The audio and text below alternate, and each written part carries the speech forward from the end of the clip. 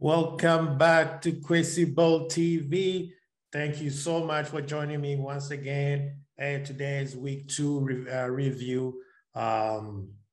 Please share, subscribe, like, notification bell. Guys, this weekend was just amazing, especially in the Liverpool terms, because we were back at Anfield. I mean, I wish I was there. The noise, the song.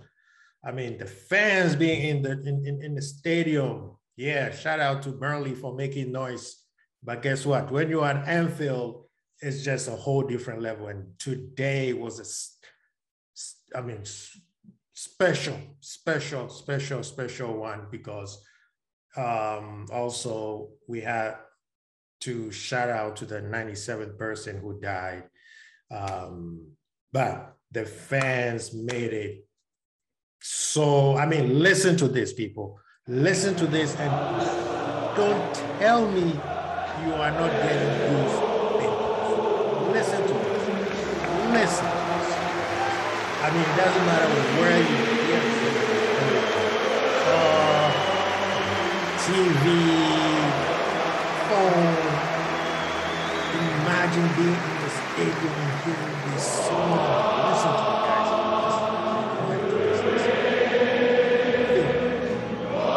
see what I'm talking about, guys? This is why Anfield and Liverpool are so special.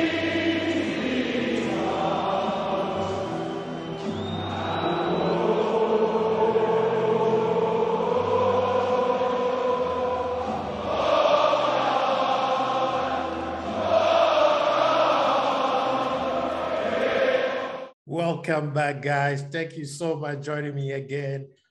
Don't tell me you're not feeling goose pimples. Like I'm still shivering right now. Listen to that song, and every time it comes on, I'm excited. I know something's gonna go down. Y'all know, Barcelona knows very well. Borussia Dortmund also know. They also sing at their stadium, But hey, guys, thank you again. Like I said, share, subscribe, like.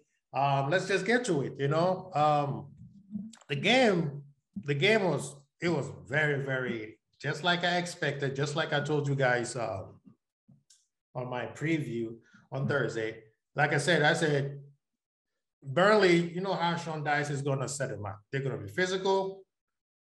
They're going to play tactical defense. They're going to throw some long balls in, and they're going to go for set pieces.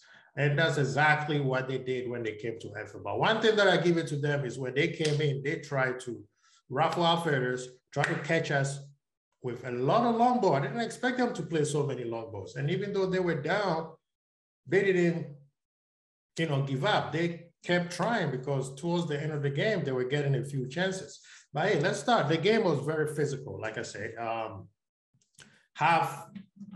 The first half was pretty just damn, especially the first 10 minutes to 15 minutes, they just kept trying as much as possible, trying to, catch us on the counterattack or catch us with a long ball or a set piece or something. And they try a high tempo to catch us off guard. They wanted to score a goal and then fall back like they did last time they were at Anfield, because then we will try so hard to score. They can throw, the long ball on the counter and then they score again, game over. But guess what? They started by pressing early, getting our center backs, and they were playing pretty, like Club was saying, they were playing wrestling. I understand the new rules is just let them play and then the ref could make the call later or VAR will call it in. But hey, you got to protect the players at the same time. You can't just let people just go off and just do whatever they want. The game was back and forth, like I said, in the 10, 15 minutes. But one thing that I like about our team is even though they were trying to ruffle us, trying to get us off our game, one thing that Klopp always teaches guys, and that's one of the things that is called the mentality monsters, is we try our best to stay calm, and slowly but surely we try to get back into the game. And we were hitting them with some one or two counterattacks that you know, the goals was not coming, because if those goals were coming, the game would have been done in like 15 minutes, you know. The midfield was finding it hard because Burnley was bypassing our midfield by, you know, throwing the ball over their head. And people like Naby, who's you know, like I say, our quarterback, he tried so hard to calm the game down, but these guys were all over the place. So for the whole team, I said the first 20 minutes, we were not focused as we played against Norwich the week before. But eventually, you know, we had the ball on the left wing. Naby, little trick into the back to Tsimikas, and Tsimikas just this delicious crossing. I mean, all you have to do is just leave your head there, and the ball's going to the back of the net. And Jota, I didn't even see that coming. I didn't know he had such a good heading, you know, prowess, because that the defender did him. It was just blink of an eye, and he was right there. That is the predator instinct that Jota have over Bobby, you know. Tsimikas and Alisson, and the first half, I think this game, Alisson was a lot involved. I think most of it was because you could tell he just wanted to be involved. He didn't want, because of the long balls, he didn't want to feel like I'm going to relax too much and then get caught up. So one of the times he tried to go for a ball, I think it was in the 45th minute, where he hesitated a little bit, but, you know, they almost scored on that. And it was, even though he got hit, it wasn't going to be a foul. The ball would have gone in the back of the net, you know. Salah got a beautiful pass from Elia. This kid is going to be some special. I'm telling you, this kid, he's just 18 years old. I'll give him 2 years. By the time this guy turned 21, we will be talking about he's in those Trent status, because this kid he's fearless. He wants the ball all the time. I mean, he was getting hit. Welcome to the EPL. You know, Burnley was very physical with him, but he didn't care. He get up, give me the ball. 1-2 with the player, Van Dijk or Salah, you know.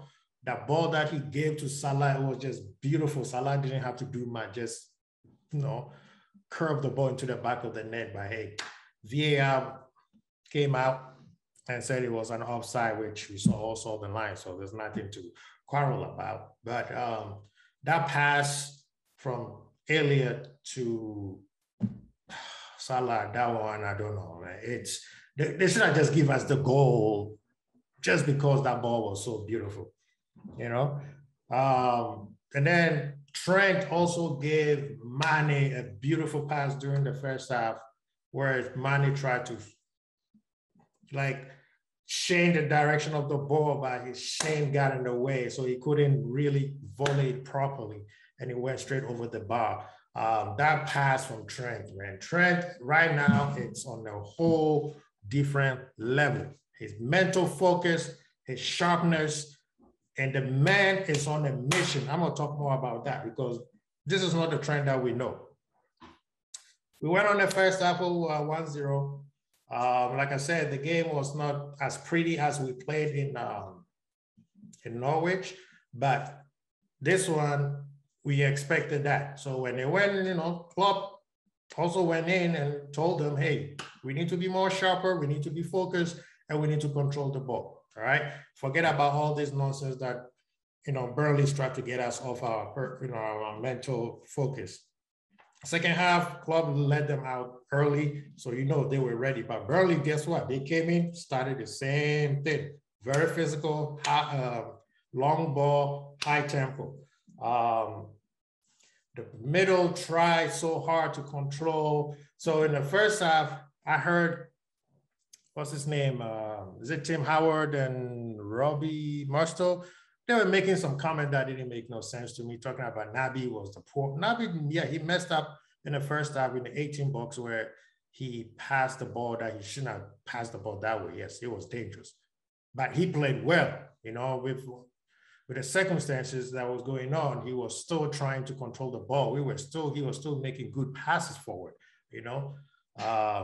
But Was it our best? No, but we still have more control of the ball than they did.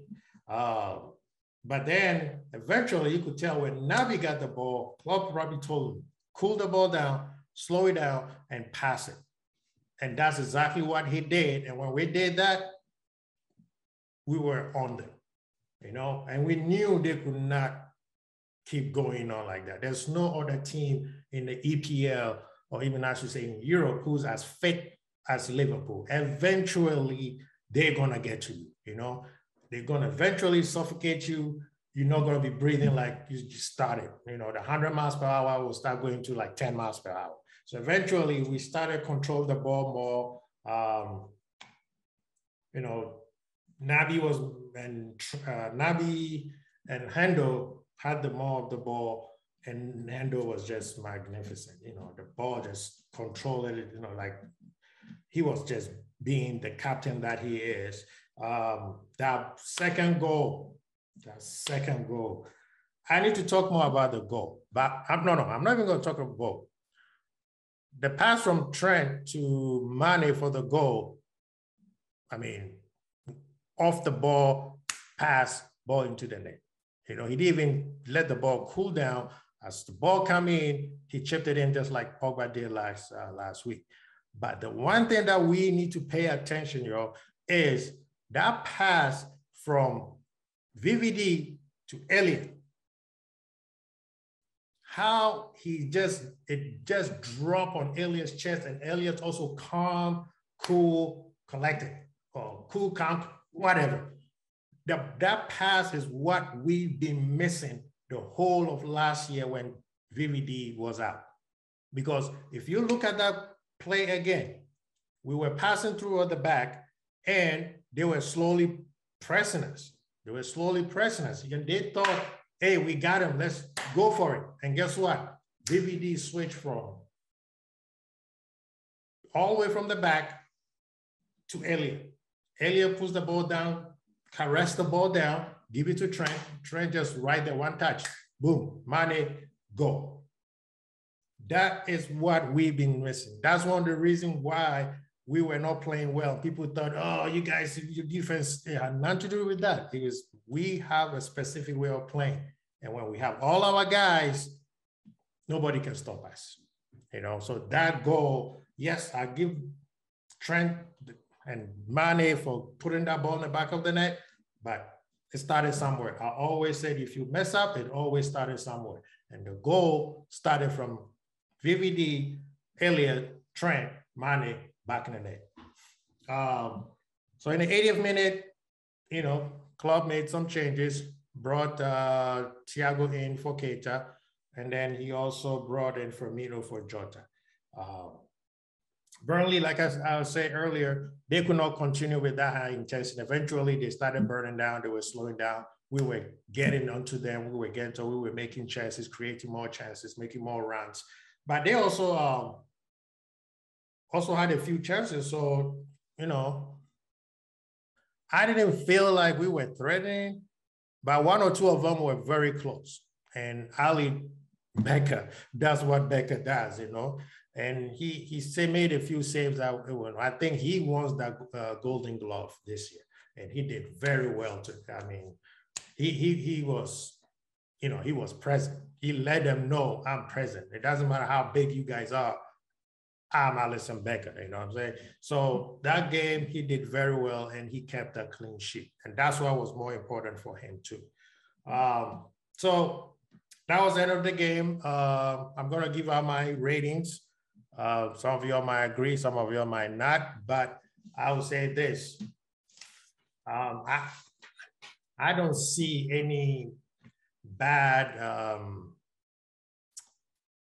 grading for anybody, because yes, we didn't play well. We didn't play at our highest level, but that was something different. It's something different that we needed to get used to, because this is how the league is going to be throughout the whole season. So in playing Chelsea next week, this was a match that we needed, most definitely needed. So I didn't mind how we played. All I know is our guys did not mess up that much. Yeah, they were not controlling the ball like how we normally used to, but yeah, that physicality that Burnley brought, trying to get us, trying to get us all frustrated, and that didn't work. Mentality monsters, all right? So Alisson, he was, like I said, he was very active, made some crucial saves towards the end. That thing that he almost did, that's the only reason why I would, I have anything to say about him. But other than that, Alisson was commanding the back four, because when he told them I'm coming out, BVD, Matip do what? They back off, So Alisson, I'll give him an 8. He did very well. Trent, solid, confident in his defense. Focus. Dude, I'm telling you, Trent is on the mission. I don't know whether he's trying to tell Southgate something or he's trying to tell the whole league something. You're thinking that y'all be calling me to come outside? All right, I'm standing outside. Come out. Come out, every single one of you. And Trent, this is a whole different Trent. I'm telling you, people, you heard it here first. Trent is a whole different animal right now. Personally, this guy needs to be playing like a midfield. But hey, Klopp says you play right back. That's exactly where you play. But like I said, I'll give Trent an 8. His ball, his passes have become even better. His defensive, he's coming back, He got Matip on his side, so he's more confident. Matip, my man Matip. Matip was dominant. His match fit. I mean, this is the dude that could be gone for 3 months and just come back like nothing ever happened. Matip dominated the whole, I mean, one time he got picked up and dropped like it was a suplex, like we win a WWE, but that didn't faze him. And he was still commanding the back center backs. Like I said, VVD is not ready yet, but yet Matip, people don't give him enough credit. Right now, I've said it in so many videos, he is our best center back right now until VVD comes back 100%. I gave him a 9 because I don't see anything that he did wrong. I do not see anything that Matip did. Everything that Matip did was just stopping everything. They were coming in, physical, ball, whatever, VVD, I mean, what can we say about VVD? Dominant, still, I mean, he's getting physical again. He didn't mind them trying to rough him up, but they were even scared of him more than him being worried about what they're going to do, I mean, what can you say about BVD? Cool, calm, collected. Nothing fazed it. I mean, 8, I gave VVD an 8. Tsimikas, the Greek scouser. This guy is a big bull. Robo, watch your back. That's what I'm going to say about his cross. His cross is so it's like Trent on the other side. I'm not saying he's on the same level, but he's making a lot of noise for people to see him say, hey, y'all don't have to worry anymore when Robo's out. I got this. And the part where he had the ball, they tried to foul him, and they were literally I forgot who it was, but he was literally laying on him, and he still got up and got the ball and passed it out. I mean, this year I'm just excited. I'm so excited about our team, Naby. So, I gave Tsimikas an 8, especially with that cross that he gave to Jota. Naby played very well. In the first half, the first 15, 20 minutes, he was a little bit off because, like I said, ball was going over his head, so he was always had to run back, kind of chasing the ball. But eventually, even in the first half, he got control of the midfield a little bit. And then the second half, he just busted out. He played. I mean, look at the hug that Klopp gave him. Look at the smile of even him when he came out. He didn't worry, he didn't care. But like, thank you. I've been running too much, Naby, he's finding his feet. This is a whole different Naby, shout out to the day trippers. They were like, this is Naby evolution. That's the new Evo. This is not Naby of Leipzig. This is Liverpool Naby. And may it continue. Please, knocking on wood, no injuries. Hendo, my captain, calm, confident, control it. I mean, it was basically like 5 was still there, and he was ever present. He bossed at number 6. You know, I mean, some of his passes that he was spraying just gave me a little bit of, reminding of Stephen G. Elliott, fantastic in the second half. I mean, the first half, he was finding, see, this is the ever first game that he has started in the EPL. So he was trying to find his feet, you know. They were bullying him, but he didn't care. He got up, give me the ball, let's do it again. And that's what we wanted from him, you know. Second half, that's why Klopp didn't take him off. He's like, hey, you go ahead, yo, man. Do your thing. And he did it. So I gave him a 7. So basically, I gave all the midfielders a 7 because it took them a while to control the middle. And that was nothing that has to do with them. And that's because of how Burnley was playing. That was their tactics. We're going to bypass that midfield because we know how hard their midfield works. So if we can bypass it, then we could just worry about their center backs. Salah, the Mo being Mo, what can you say? Even when he doesn't score, Mo is still Mo. I mean, he was tormenting those center backs and the left back. He was just tormenting her. Every time he got the ball, there was like 2 or 3 of them on him. You know, all he needed was just put the ball in the back of the net just to, put a curtain on his performance because he did very well. And like I said, this is, what should I call it? This is community Mo. You know, when he has the ball, everybody's worried. And I like how Mo is playing nowadays. You know, it's not being selfish like especially last year where eventually to tell he was very frustrated. But this Mo is the Mo who when he first came to Liverpool, you know, him and Mane are more in sync than they have been in a long time.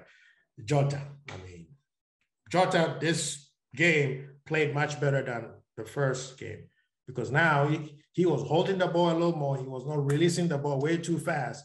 And you could see that the more matches that he plays with Mane and Salah, the more he's figuring them out. When do they need the ball? When should I release the ball? And he played very well. So Salah, I gave him an 8. I'm going to give Jota an 8. That goal he scored, I mean, that is a predator. You know, old Mane is coming back. Old Mane is coming back. Not there yet. I mean, he was playing both sides of the field. He was attacking.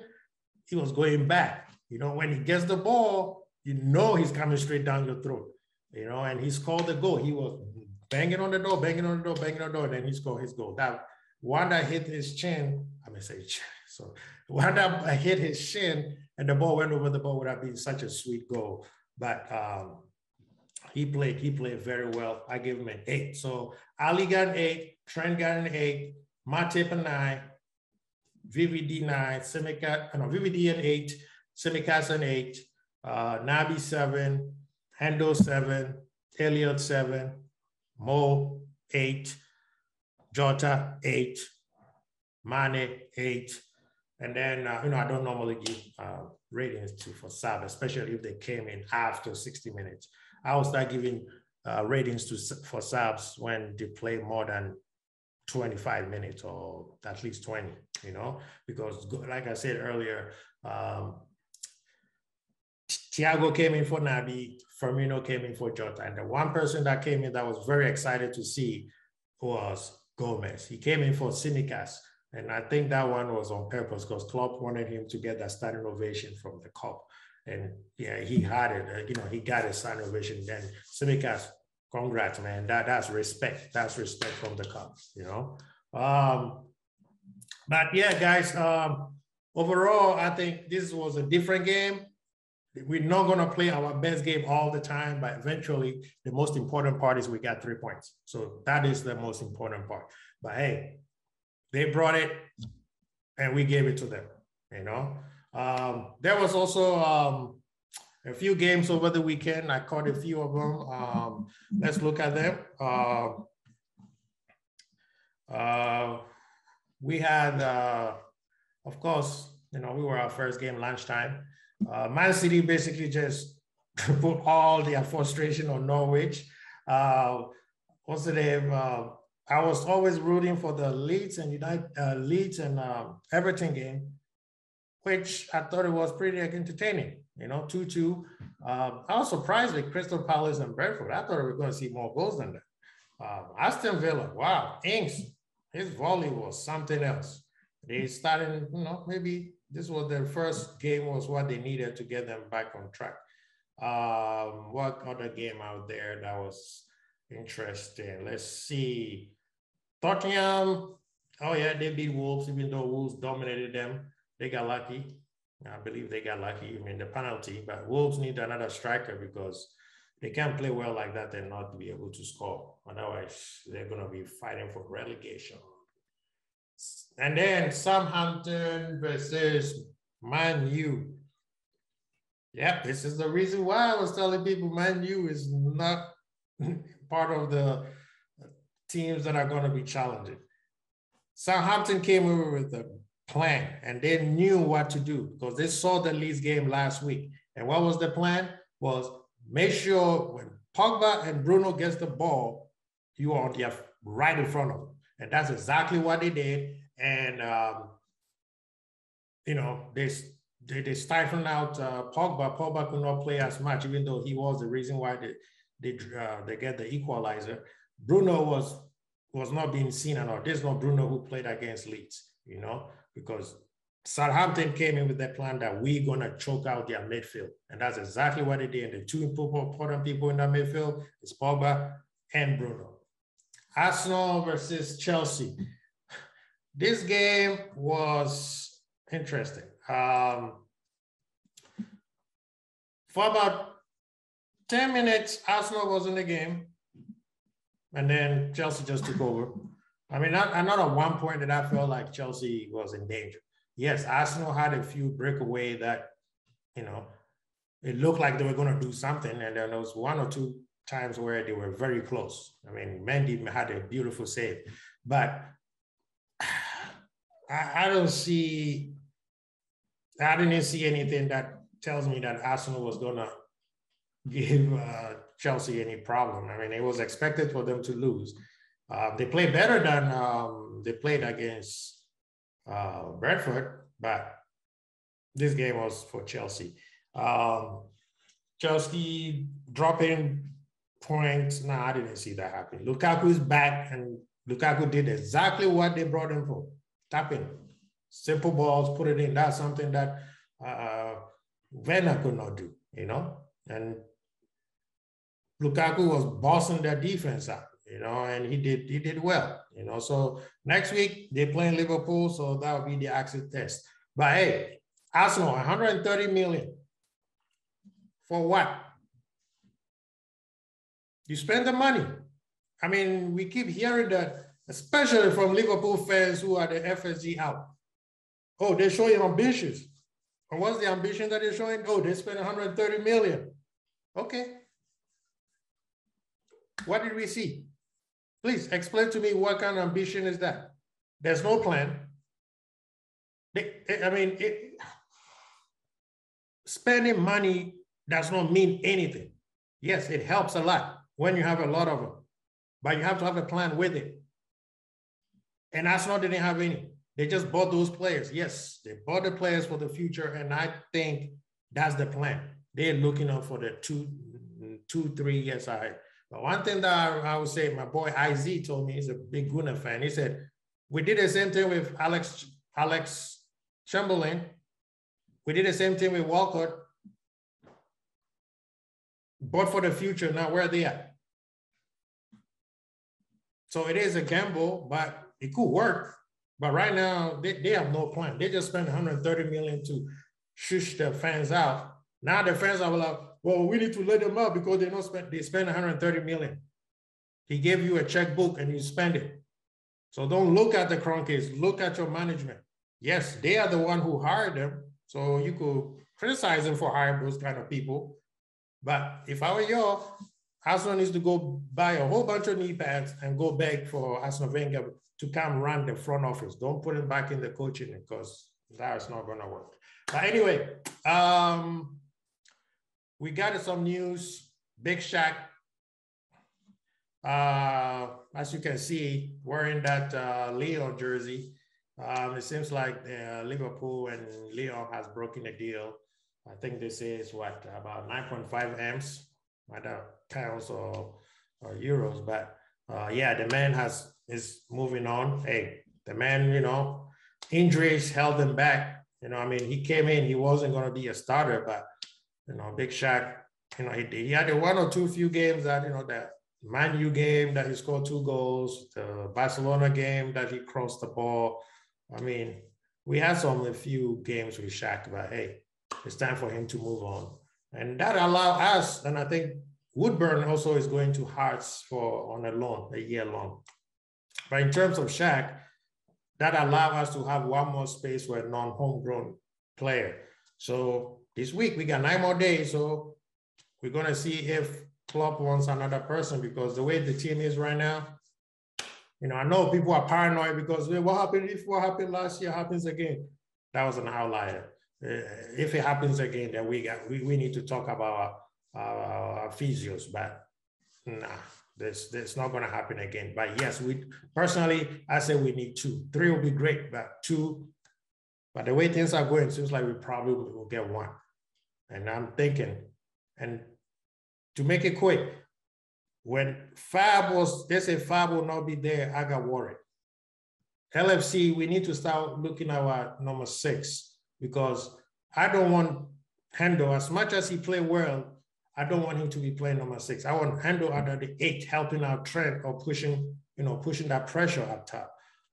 We need somebody else. So if right now, if we bring in anybody, please let it be either Bissouma or Saul. Bissouma, that's a perfect 6. You know, he can also play number 8. Saul, the guy is just anywhere. You put him anywhere in the midfield, and even up top, he will do the work. So if that's what we're going for, please, hopefully by the time this video comes out, they tell us that we already got somebody in. But hey, guys, thank you so much. I appreciate you all. We'll see you guys on Tuesday. Hey, Anfield, next week, we got them Chelsea people. So I'm going to try to see if I could get a Chelsea fan to show up, and we will discuss the preview of the game. So guys, thank you so much. Archie, Kwesi Bold, peace.